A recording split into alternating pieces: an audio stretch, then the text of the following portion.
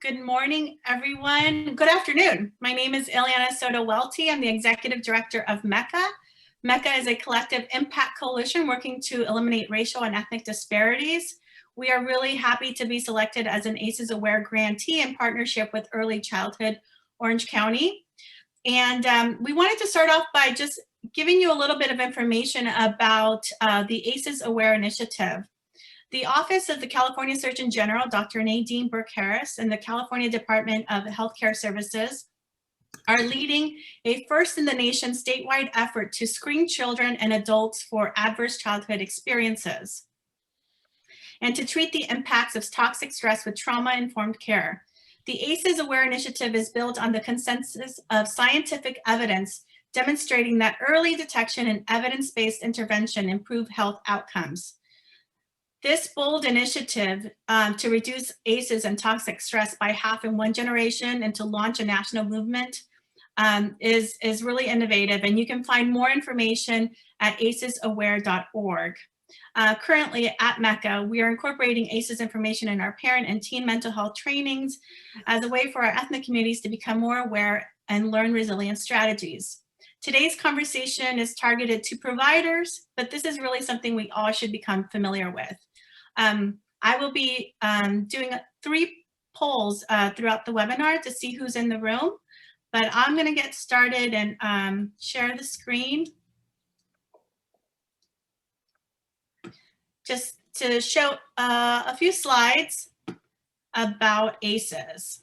So what is adverse childhood experiences? Here you see the common categories for childhood adversity, which include physical, emotional, sexual abuse, emotional, physical neglect, and mental illness, domestic violence, divorce, substance use, and having someone in your family be incarcerated. The research study that was conducted by Kaiser and San Diego Centers for Disease Control involving over 17,000 men and women here in Southern California showed that 2/3 reported at least having one ACEs, more than 1 in 5 reported 3 or more ACEs, and 1 in 8 reported 4 or more ACEs. The higher prevalence of ACEs, especially those with 4 or more ACEs, you have a higher risk of having negative physical and mental health outcomes, especially for those in low income, those who are people of color, and those involved in the justice system or LGBTQ. And this chart shows how social and economic inequities are expressed in our health, well-being, and susceptibility to disease. ACEs dramatically increases the risk of 9 out of the 10 of the leading causes of death in the United States, which include heart disease, cancer, chronic lower respiratory disease, stroke, Alzheimer's, diabetes, kidney disease, and increase in suicide attempts, among other conditions. What the ACEs study has taught us is that childhood adversity is the leading cause of health and social problems in our nation and is the most powerful determinant of public health. The social determinants of health, which are the economic and social conditions that include our environmental factors such as where we live, work, play, learn, and have access to services and supports, ultimately forces us to exposes us to toxic stress. One of those which is addiction and substance use. And our topic today is the intersection of adverse childhood experiences, culture, and substance use. We want to explore these topics and have these conversations with the experts today, because we're ultimately developing what we are terming a brown paper about the implications of doing screening and treatment for our ethnic communities. I'm going to turn it over to Dr. Miguel to introduce our panelists and get us started. Thanks, Ileana. Appreciate everyone being here and look forward to the conversation. I'm just going to not spend a whole lot of time with introductions. I'm going to just give a brief intro to Ellen An and Dr. Mario. Ellen An is the Executive Director of KCS, Korean Community Services, and she's been an active member of the community and serving on many community-based boards and coalitions, including Cal Optima, the Orange County Human Relations Commissions, the Coalition of OC Community Health Centers, MECA, of course, as one of our founding executive directors. the Orange County API Task Force. The list goes on. So she's very busy, which is why she might have to leave a little bit early today from our talk. And you know, I've known Ellen for over a decade or so now at this point, and she's been committed to you know, issues involving health and behavioral health equity, substance use disorders, family violence, and service disparities for a long time, and a great advocate for our community. And Dr. Mario is a renowned addiction medicine specialist who is board certified in both family medicine and addiction medicine. Dr. Mario has experience in all levels of care related to substance use disorders, including inpatient medical withdrawal management, residential treatment, and outpatient care as well. Has served as the founding director of the Memorial Care Addiction Medicine Unit, and currently serves as the National Medical Director for Substance Use Disorders at Molina Healthcare, a healthcare organization that primarily serves the Medicaid patient populations across the U.S. and Puerto Rico. So welcome to both of you. Thank you for being here. Thank you. Thanks for having us. So my job is just to ask questions and make sure you're, you know, we have a good dialogue here. So the first question, I want to jump right in it. So, you know, both of you know about MECA, and I think, you know, folks who are attending may have some idea, but everything we do at MECA is embedded with culture at the center of everything we do. So we're going to try to infuse that in the questions, and maybe if you could talk about that in some of your responses. So can you both talk about your work in providing substance use abuse services to multi-ethnic communities, and what some of your experiences have been in serving these individuals and families? Go ahead, Ellen. I'll let you start off here. I'm the executive director of an Korean Community Services, which started as an immigrant community service, community-based organization. And about 2 or 3 decades ago, I started about 2 decades ago, I became fascinated because the Asian community has very high binge drinking rates and substance use rates in certain substances, and became a provider of substance use services. So I'm a certified alcohol and drug counselor, and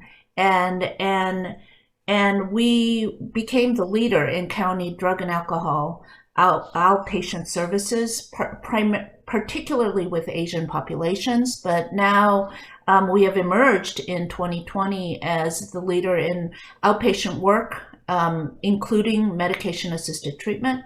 But what started 2 decades ago, which is that fascination, that intersection with Asian American communities, and how that interplays with substance use disorders and the right treatments in a cultural context, still remains with me.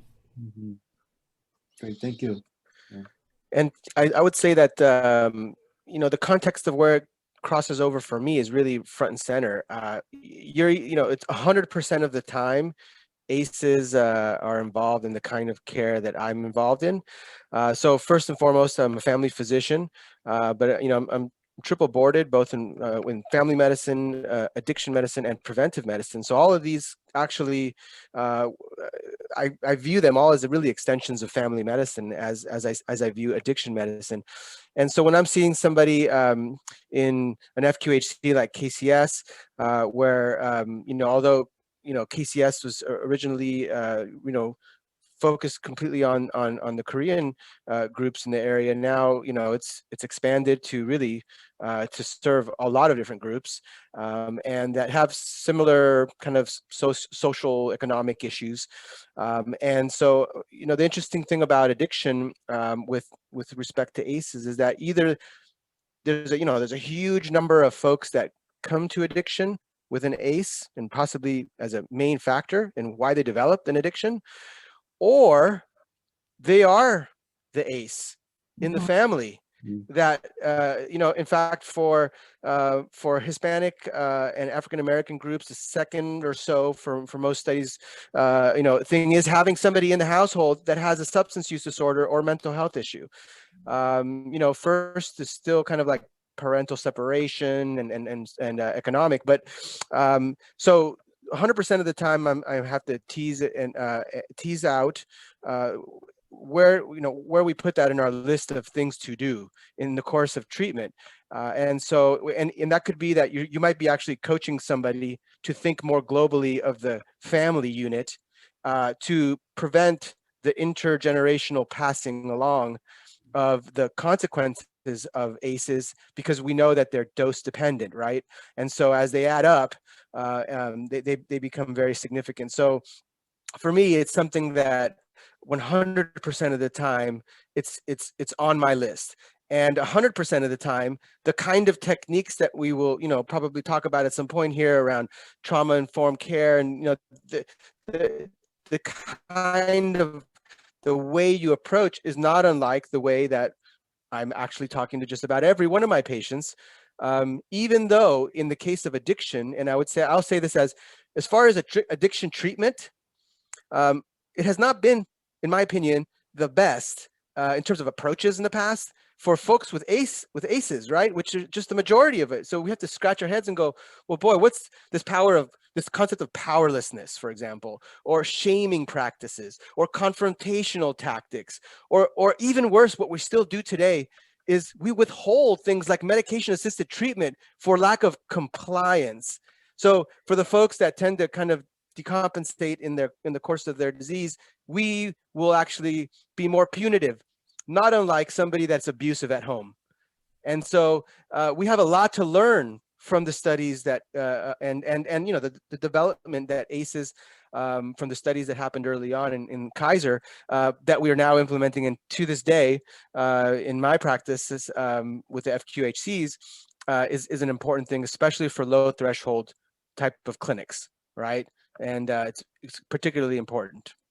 Yeah, just to add a little bit about who I am, and bouncing off of Dr. Mario's comments, is the last 2 decades for me have been spent with trying to prevent ACEs in communities of color and low-income communities. And that is because, and we will touch on this later, the access to care issue.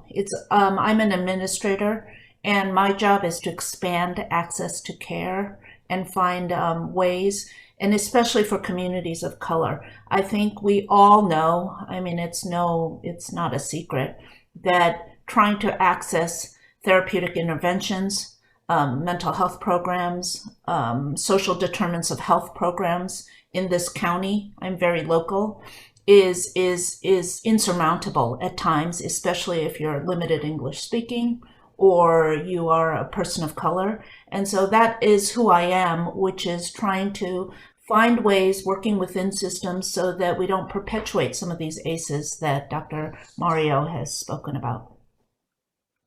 Yeah, thank you both. I mean, you're addressing, there was a lot there that both of you said, and I think it's really helpful. You're talking about the issue of culture, and I'm wondering if you could maybe even be a little bit more explicit about the intersection of culture and the role.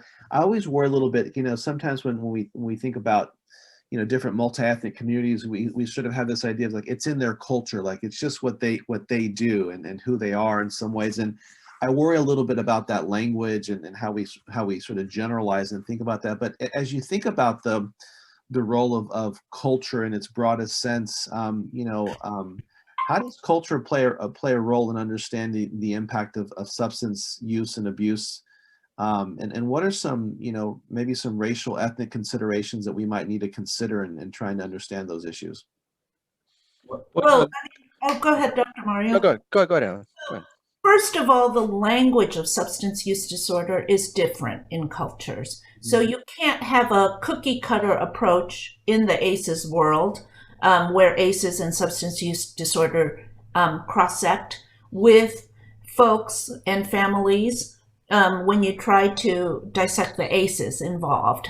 And it's looking at the language, looking at the screening instruments, looking at actually the studies. So that's the first thing. The second thing is, I think we have to question ACEs it is undoubtable. It is really important work and needs to be implemented in the next decade or But we do have to take a step back in communities of color and look at the research and see how it's studied. And it's not only looking at the research in the United States, but it's looking at the transnational research too, because that will give us good data. And many of the communities of color are recent immigrants. And taking that critical lens to ACEs, and it's not to demean the importance of the ACEs work, but it's to refine the ACEs work so that it really can move the needle for communities of color. And I am not a researcher, but I do wonder about that. And then because this is something very personal to me, but I think it's personal to a lot of families, there is a huge interplay, just being a person of color, going through the process of immigration, the poverty that happens with that, the intergenerational interplay in families where you have a parent who, is struggling, making ends meet, an immigrant versus a second generation child. The things that we saw laid bare in the Black Lives Matter movement of what communities of color experience here in the United States, those are all ACEs in communities of color. And sometimes they get buried in other language that a white community may experience more. So I think those of us who will be implementing ACEs and looking at ACEs have to take that critical lens and say, what are some of the common ACEs that affect communities of color? And it needs to be teased out, of course, between African American, Latinx, and Asian communities to really properly have ACEs work. The ACEs screening and the referrals to treatment work properly. So I know that was a lot bundled into one comment. Very helpful, Ellen. Yeah, I have some follow-up, but I want to hear what Dr. Marin has to say as well. Maybe you're going to chime in earlier. Sure. I think that when I think that to best, from the clinician standpoint, I think you almost have to be a kind of a sociologist. I play a sociologist on TV type of role too. You have to be the idea of culture and how you define the word. In my world, when I actually am in front of somebody, it has to be very, very loose. Culture could be, I could be dealing with how the 12-step culture is, and how I'm talking to somebody about a way that they're going about getting mutual support, because there's certain language used there, there's certain customs. These are things that we call culture, these things that repeat. And when we're talking about ACEs, in all honesty, actually the two most commonly reported ACEs, economic hardship and some sort of a parental or guardian separation, those are across all racial groups. That's not, it doesn't change with one. It's not until you get a little bit more refined into the higher number, which of course we talked about that dose dependency, but when you get into, say, an African-American community, you have to start bringing in things like having a parent that's incarcerated. They're not the same in some of the other groups. Or now, in the case of the Hispanic culture, there's also lots of different types of Hispanics. You have to think about, or Latinx, however you want to refer to it, and their experience, both from the immigration standpoint and geographically. If you're in the East Coast and you're Puerto Rican versus, in the South, and Cuban versus Mexican American down in Texas, it's a different experience of the kind of things that you might have to be mindful of. But I think that ACEs does help have some context where you do have to be able to be very careful about what you're ascribing to culture.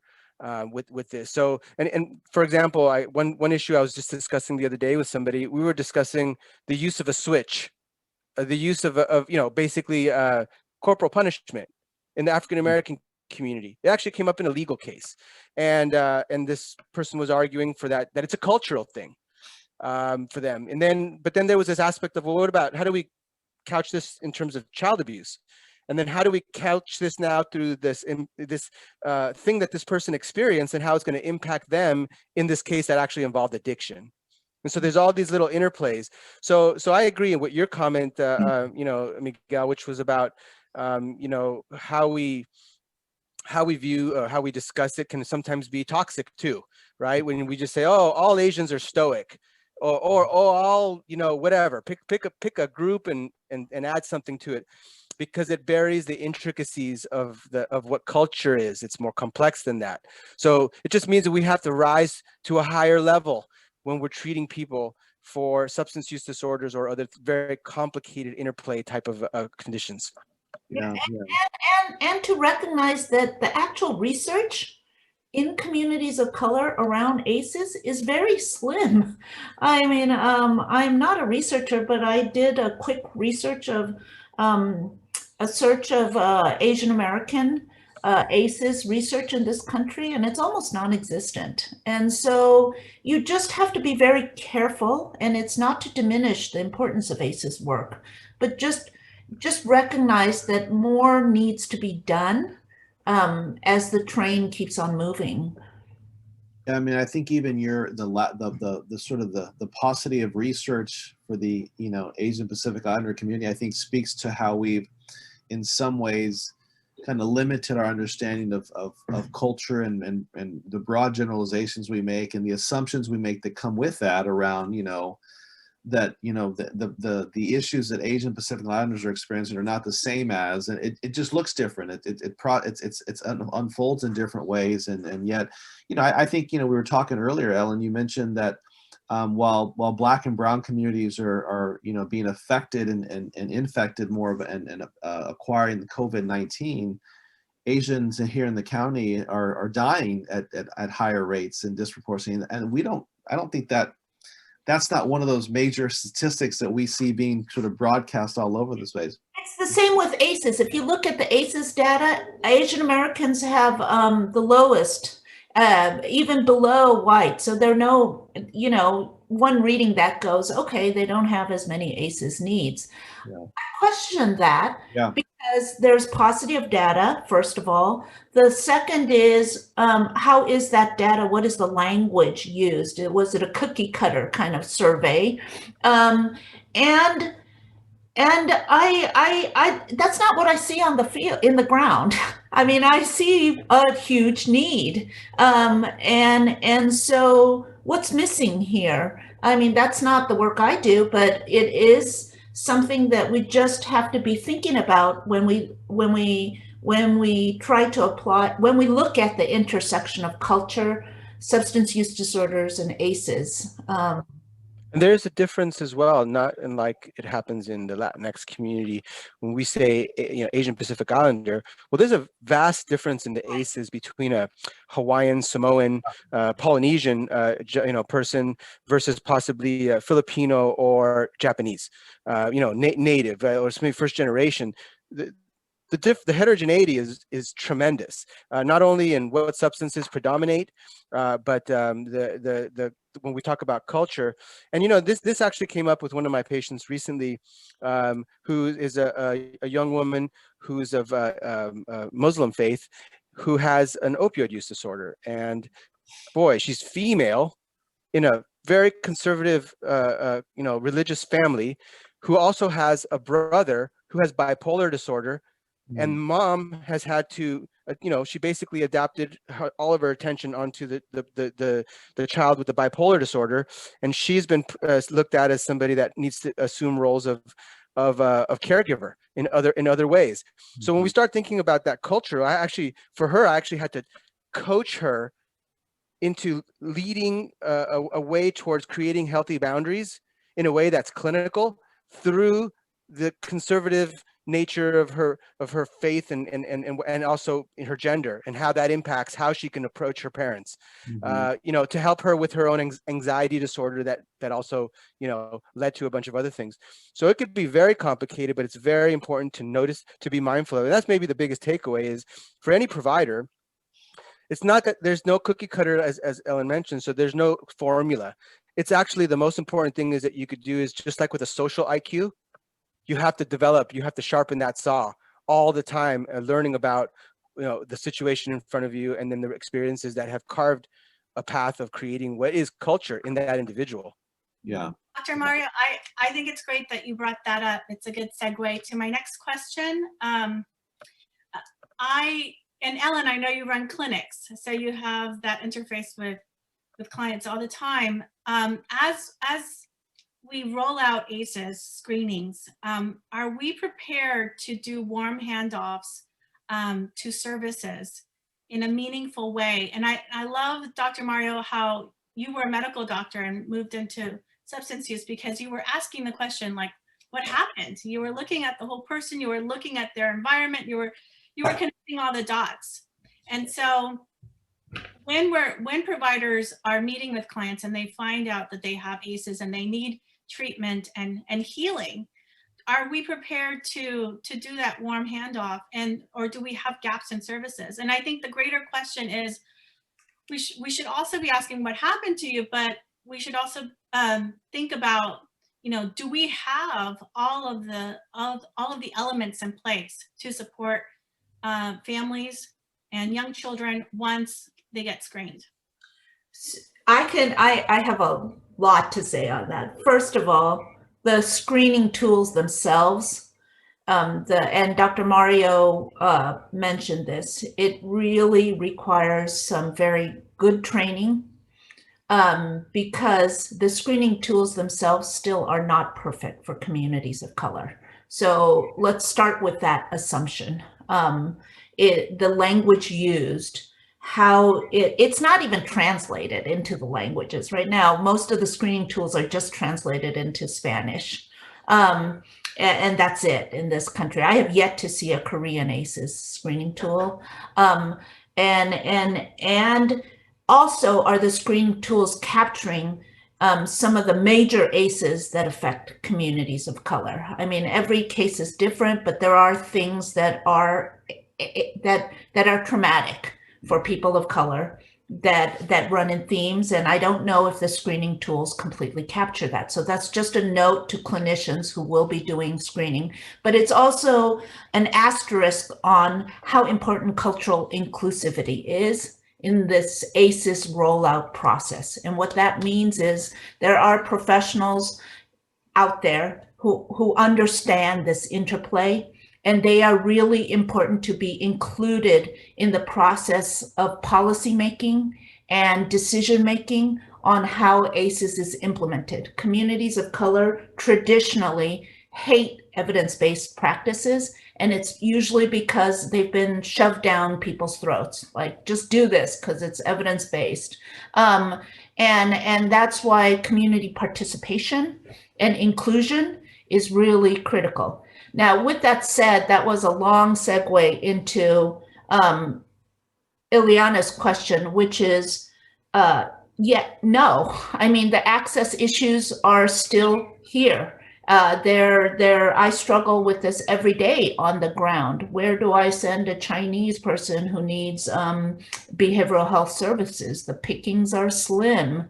Our county, I work very locally. Our county is an extremely diverse county. That Muslim patient that Dr. Mario, thank you for doing what you do, but at a certain point, that family will also need some supportive services in a very traditional cultural Muslim understanding context. I don't know if they exist to the level of, I know that they don't exist to the level that is available to other folks who are English speaking. And so we have some homework ahead of us, is before we start rolling out ACEs, is to really look at our landscape and say, okay, they have ACEs, now what? And I hearken back to SBIRT. SBIRT was the substance use screening tool that was rolled out several years ago, and it was not very successful, quite honestly, because we had a lot of screenings going on, but that referral to treatment wasn't perfect. And so you don't do screenings without a proper referral to treatment, a system and infrastructure that really can that we really can start addressing these issues, or else just to be blunt, it could be a waste of time. So we know, but then what? And when it comes to at least communities of color locally, we have a lot of homework to do to expand that infrastructure of services to really start addressing the patients and clients that come through our door that will start getting screened. Yeah, and an aspect that I would add to that is that I agree that from the standpoint of at the end of the line, the access to those highly specialized services, drawing the parallel with Espert. At the same time, I would say that where everyone else can elevate, and this by me, by my primary care brethren, is you need to be better at motivational interviewing and trauma-informed care and understanding the principles behind it. Because guess what? Every single time I see a patient, I'm implementing those techniques to be able to essentially give treatment, because I know that you're right. I don't have a way to get them to, I mean, the fact that they're even getting to me is already, because by the time you get in front of me, there's already a pretty sad story. Okay. But what about before that, when early on in the process, and you have multi-generational families at the primary care side. So knowing how to approach that, I think, will still set the stage, and there will be small, it's a game of inches. I forget what movie that was in with Al Pacino. It's a game of inches. You just get a little inch here and a little inch there, and you're making your way up. And that's part of what I think is very important, versus just diagnosing something or identifying something, a number on a screen or whatever, and then saying, well, you have this. We wouldn't do that with diabetes. Mm-hmm. So even if there's no endocrinologist, you're still going to give it the go. You're going to give it the go. And so I think that we could still do better. So pediatrics and OBGYN and family medicine and internal medicine, those are the big opportunities. And to be honest with you, I've even seen them in some of the subspecialties where, there are some addiction medicine folks that maybe urologists, go figure.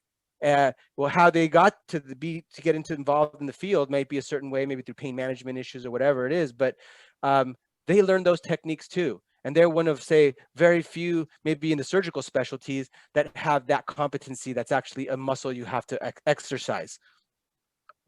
Yeah. Thank you both, Dr. Mark and Ellen. Just to follow up, I'm going to try to recap some of what you said. I mean, I think Ellen, you were talking about the accessibility, the implementation of ACEs and the language and what we use. And you mentioned even just intergenerational trauma. And Dr. Mara, you mentioned, your quasi-colegas, your brethren, and the other end of this discipline and spectrum need to do better at motivational interviewing and those kinds of things.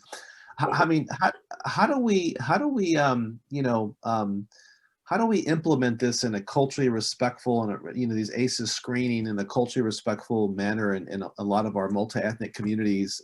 Because you're talking about, there's also a lack of trust in many ways in the encounters that we have in these systems, right? Because like Dr. Mar, you said, by the time someone gets to me, they're in trouble. But what happened to all the other encounters or missed encounters that happened before that? So we know that a lot of multi-ethnic communities, there's a lack of trust in our systems in many ways. And so how do we implement this and allow and get the necessary information to ask, that we need to really support people? I think are there some challenges and barriers there as well? Well, I think that, from the standpoint of, on a large level, the research needs to be better. That we need to get more clear direction. We've talked already about some of the kind of the failures of approaching it in a way that's a bit too broad. And then also, I think that from the standpoint of the medical societies is one of the main opportunities. I could tell you that right now that's happening, for example, in the world of addiction medicine and family medicine, where they've started campaigns around educating their constituents on the importance of these things. The government has picked up, through recommendations regarding screenings. I know the American Academy of Pediatrics as well. So there needs to be a proliferation of the tools, because they're not taught significantly in medical school. They're just beginning to be taught in residencies. They're just beginning. I mean, so that we're not going to see that until a generation out of providers. Yeah. So to me, it's actually multifactorial, even to the point where I could tell you, this is how specific we think about it in the medical side. In order for me to ensure that a doctor gets trained in something like ACEs, culturally sensitive approaches, I have to actually change the United States medical licensing exam to include a question or two on it, because all of the residencies have carved up all of their time, and this is not just with medical, to be able to train to the tests, because their students need to take a test at the end and pass it. So every hour is actually accounted for by the elements that the board has created for what they're going to test on. Sounds trivial. It actually is the deciding factor for how many hours somebody comes out of training in something like that. So culturally sensitive type of approaches in medicine and primary care, we actually have to get to that level even to change things. Yeah, because it's yeah. Go ahead, Ellen. Go ahead. Well, and I also think to the ACEs policymakers, it's to engage the people that the spokespeople in the communities that people trust, and that could be primary care physicians who might be well known. Just because you tell me something's good doesn't mean it's good. I'm gonna go listen to people I trust and I interface with, and so it will be engaging these communities who are the leaders, especially when it comes to who's going to be doing the screening, and it could be physician groups. It's very vibrant in communities of color, and so that has to be, it's critical, or else you're not going to get the trust and the implementation, and you're just not going to get it. I've seen multiple projects fail because that step is missing. And to that point, maybe the best example of that is in Native American populations. Right now, we've been doing a bunch of work in Oklahoma. They have double digits of different tribes. They're not all the same. And in order to get buy-in to even discuss topics that have high prevalence in those groups, you have to actually go through the right channels, actually, and get buy-in from people that have authority in the group, from the community standpoint. So that's right on what Ellen just said. It's also at that grassroots level. It can't just be like to be patient-centered. You have to be inclusive of all the other para groups that help in health. Yeah. And I just wanted to make the transition that Ellen is going to a vaccination meeting, an emergency meeting. Thank you, Ellen. And I also want to wish you a happy birthday today. Hopefully you have a good time later on. I hope you include me, because this is an issue near and dear to my work. So thank you for this opportunity. Thank you for Thanks, the Ellen. Bye. And we can continue. Yeah, Leanne, any follow-up for Dr. Morrow? Anything he's mentioned so far? No, I just wanted to make mention. I'm putting some other resources in the chat for those folks that are interested in learning more about these conversations. And I'll have another poll that will go out later on as we get closer to the end of this session. So, but no, we can continue our conversation. Yeah, thank you. Yeah, so Dr. Morrow, just we have a few more minutes, and then I think we're gonna, Ileana maybe has a few questions she wants to ask, and then we'll do a little bit of Q&A if we have some time. But so what ideally, in an ideal world, what could this look like as we try to implement ACEs screenings through integrative health services? What are the what recommendations do you have? What are the best ways to do this from your perspective? You talk about training on screenings and then the cultural, sort of responsiveness piece of it. And sometimes I think we do one without the other. So it's like, let's train people how to do the screenings, but we're not training them how to be mindful of those cultural nuances that we've been talking about, and the diversity of the human experience, even within particular ethnic communities. In many ways. And so I guess, as we think about how to best implement ACEs screenings throughout, multi-ethnic communities, which we've been talking about are incredibly diverse, and through our integrated health services, what are some ways that you recommend we think about doing that? And what are some things that we need to do to prepare to do that well? Not only just from a systemic, from our vantage point, but also in thinking about the communities who are going to be impacted by this. Well, I think that, first and foremost, we need to identify in any community those champions that will be helping with that referral source part. So just like with Espert, where that was always challenged with that I agree with. So we need to have enough capacity, at least for the beginning stage. Oops, sorry. At least to have the capacity to be able to have those referrals go out, and then also to have enough kind of integration, almost like when we have the concept of a medical home, where there's a bit more seamless, because if that provider is doing the right thing, then they're a source of trust. That hopefully, if and in general, you have to be quite sensitive about how you bring up ACEs, and even from the standpoint of using standardized screens, like pearls, for example, you still have to prepare the conversation. You have to take into consideration if you're dealing primarily, let's say, with an adolescent versus with adolescent and a parent or guardian, where you're getting two bits of information to round out the story. And then there's a lot of implications that come around from that, because sometimes the kind of things that you open up may even have legal issues surrounding them right there in front of you from the standpoint of ACEs.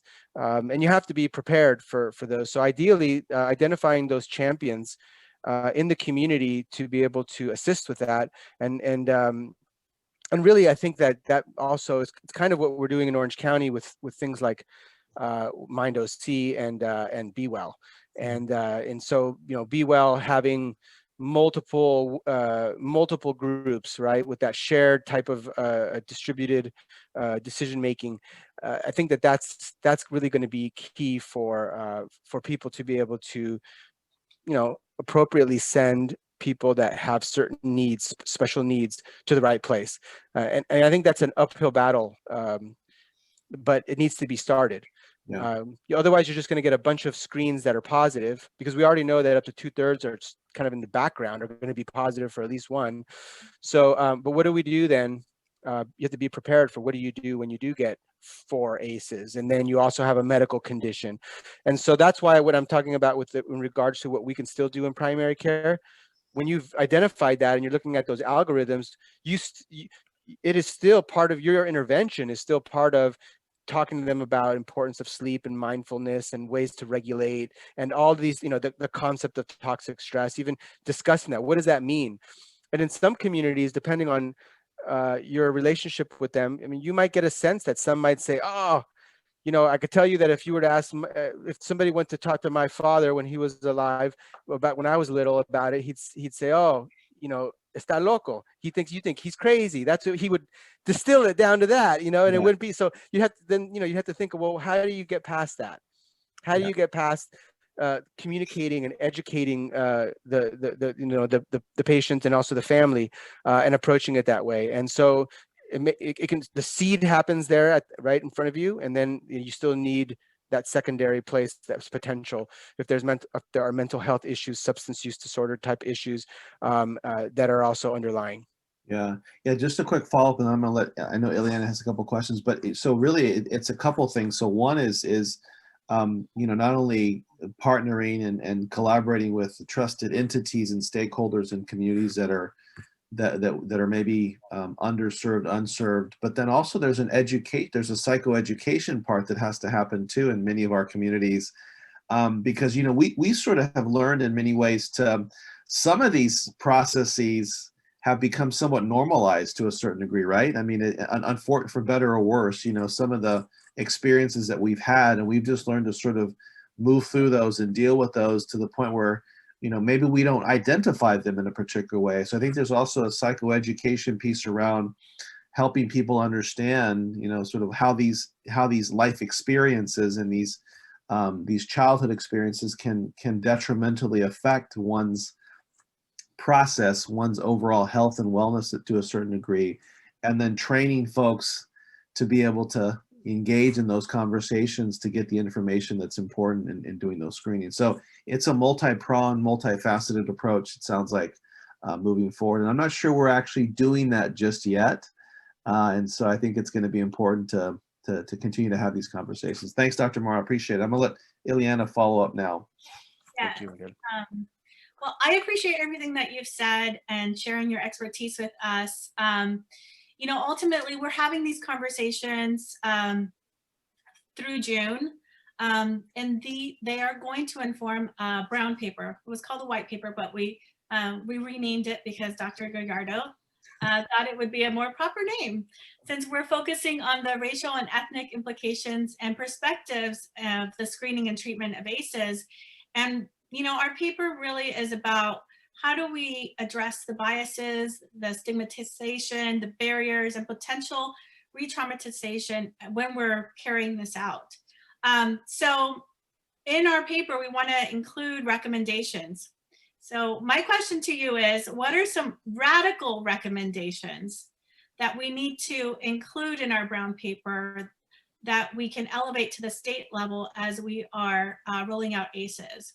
And when I say radical, you can share a little bit more about that, Miguel, but the idea is that we kind of need to reimagine the way that we do this work. We haven't really thought of everything that could really take place for us to really do it in a culturally responsive manner. So do you want to expand on that first?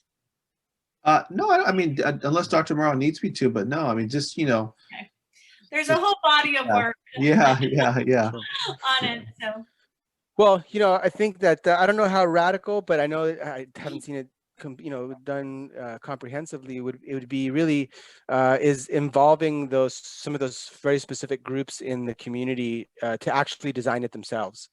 So if you were to, you know, I used an example of a young woman who was Muslim and said, well, what if you went to a mosque and you engage them specifically on what to do, you know, there's rich information that could happen in a community that we can gather, I think, that can help inform some of the nuances.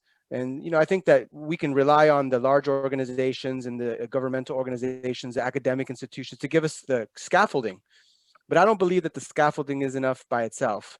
And some of those nuances really need to come from within the community. And so, you know, without paying too much attention to, you know, measuring, you know, R squared and, you know, area under the curve, say, what's going to work if you were going to design it from each of those very, very specific groups? Because I could tell you in Orange County, for example, there would be a great difference between, say, what the Vietnamese population in Little Saigon maybe might say specifically, and it could also cause, you know, the champions to kind of come out and those services to begin to percolate versus what might happen in Santa Ana or in South Orange County. You know, they're drastically different. But I think that we can't guess. I think we have to actually involve them to design it themselves and then include that. Yeah, you know what? Just really quickly, Ileana, you know, when you said, Dr. Morrow, I don't know if it's radical or not. I mean, actually, when you think about what radical healing means, in many ways, it's collective well-being. It's really, you know, building the capacity for people to sort of act and engage in their own environment as a way to contribute to the well-being of the community and the common good within those. So it's really pulling from and building that capacity. So you know, without even maybe recognizing it, that's exactly what it means, and what I think you know, it's interesting too. That's what we're doing at Mecca in many ways through our agency. So so it's good that that's something that we need to keep doing and moving forward. Thank you. Dr. Gallardo helps us with our community-based research participation processes where we ask communities because they're the experts. And so they help us design our programs and they tell us if it works or not. So I think we do need that kind of level of sort of focus group information.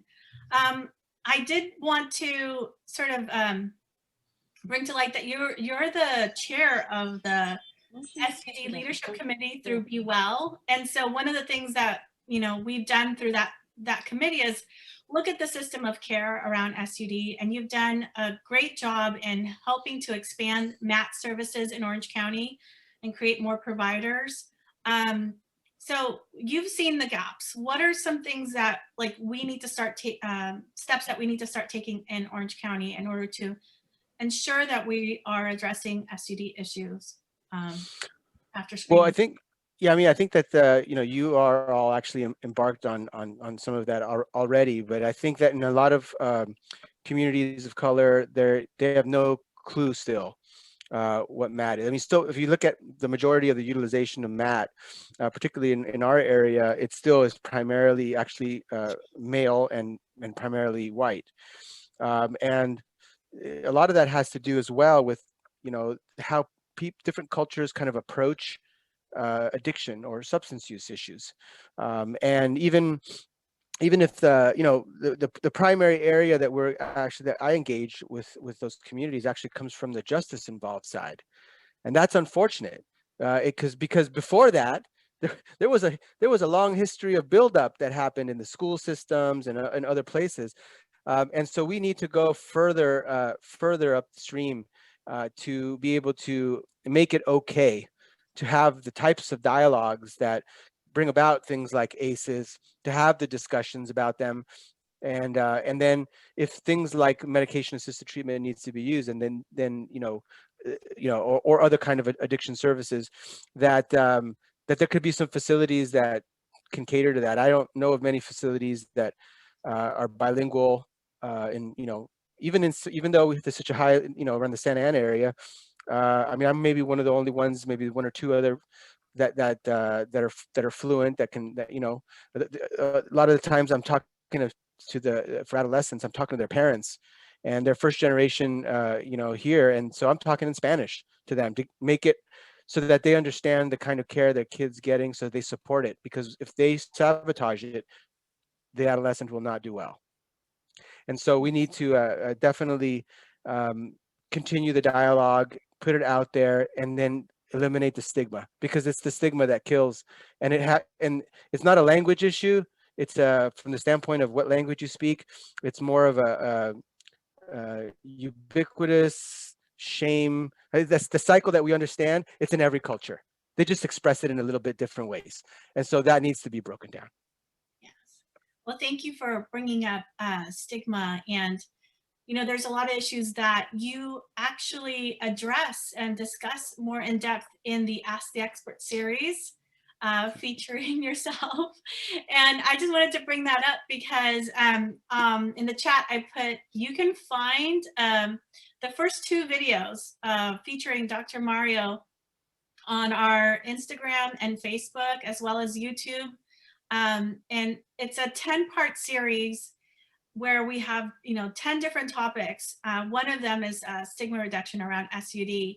And do you want to talk a little bit more about that series, Dr. Mario? I think, you know, it's for everybody. Just share a little bit more of like an overview of what that's. Sure. I mean, it's really it's not intended for physicians. It's really for just anybody. It could be a parent, could be somebody also struggling with their own issues.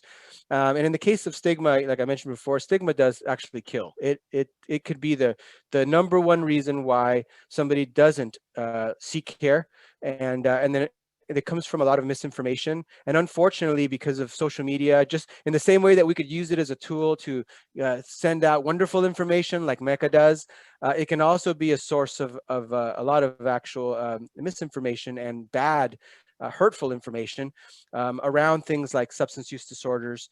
And so in each culture, there's, you know, different things to address that we discuss in there. Things like, you know, the concept of, you know, oh, if you're addicted, you're weak. or you're lazy, or you're a criminal. You know, so there's a lot of ways that these labels that we have around substance use, that they're not helpful. They're not helpful at all. And even terms like addict. I mean, we're changing the language among the professional folks, right? You should, you know, words like junkie, or, you know, you'll still find used in even in some subcultures, like in the 12-step community, for example. So these are areas that are evolving. We need to normalize it from the standpoint of saying, you know, it's okay to talk about it. These stigmas are real. And so in that series, we kind of touch on kind of, you know, things that you might find online that you might have had questions about. And I'm not doing molecular science on it. So it should be pretty friendly for anybody. You know, another presentation that we're going to have in January is we're compiled all the learnings that we had for this past year when we did our destigmatizing recovery campaign, and we did SUD outreach and to different ethnic communities. And Dr. Gallardo is actually pulling together a report with all those findings. I don't know if you want to share just a little bit about that report, Dr. Gallardo.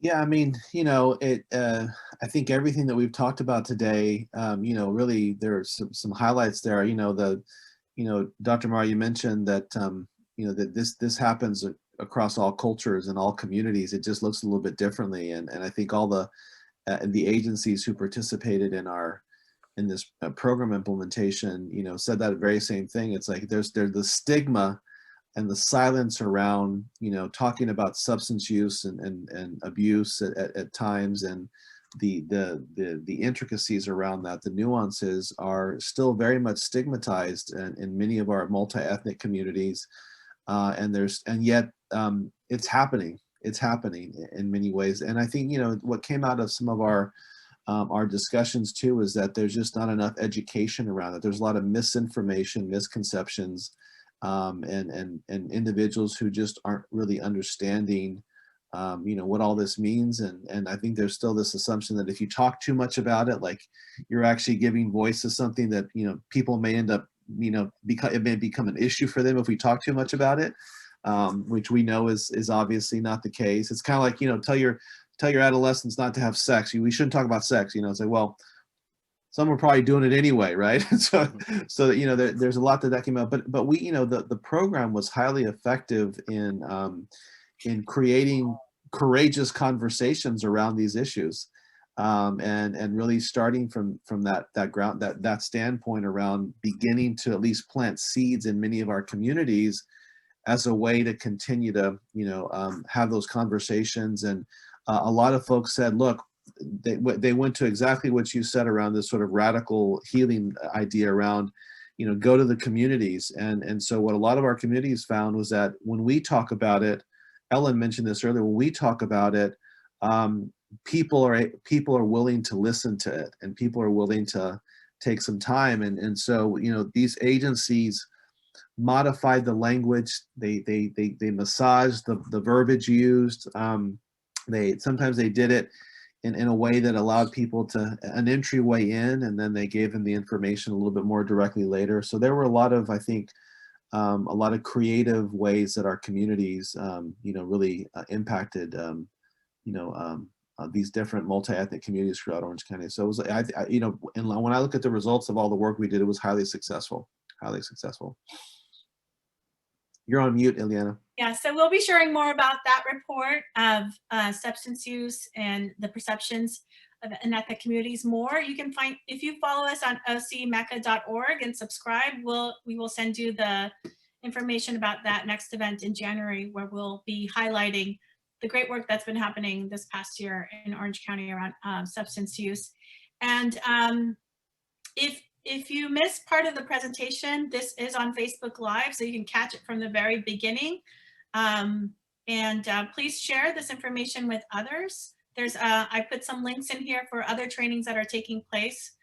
And I just want to thank you, Dr. Mario, for your time and sharing your expertise. And we're so grateful to have you do this work in Orange County.